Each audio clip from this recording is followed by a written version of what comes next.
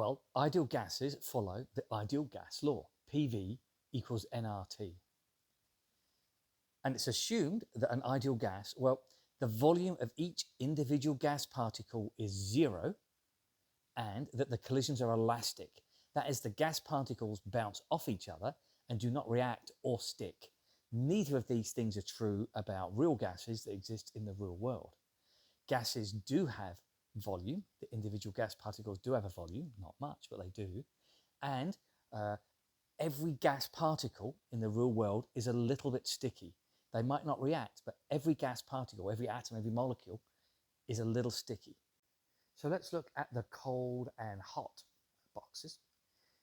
Now, since each gas particle is innately attracted to its neighbors, in the cold situation, there isn't enough energy, there isn't enough kinetic energy to break apart those molecules or gas particles when they get close to each other. As they get close, they start to bond, bonds form, they start to stick together and start to have more liquid-like properties. In the high temperatures, there's so much energy that those weak bonds between the particles don't have time to form. And if they do, they're broken immediately because you're in a high energy environment. So hot gases behave more ideally than cold gases. And comparing the large and the small particles, well, large particles have more electrons, have more London dispersion forces, they have more intermolecular forces. The large particles are more sticky than the smaller ones. So the larger the particle, the worse the ideal gas is. Also, large particles take up more space. Looking at rule number 1, the volume of individual gas particles is 0. Well, so the larger the particle, the worse it's going to fit that rule.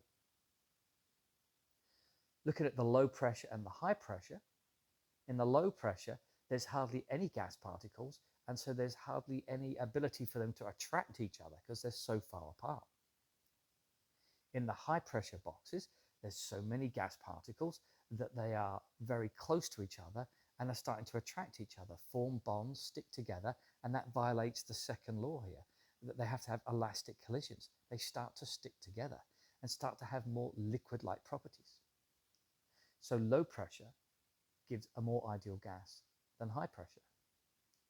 And finally, if your gas is sticky, for example, water vapor will form hydrogen bonds, the strongest sort of intermolecular force, or hydrogen fluoride gas will also form hydrogen bonds. The stickier the gas, the worse it's going to be as an ideal gas. And again, notice that the bigger particles will be even stickier just because larger means more electrons and they're more sticky.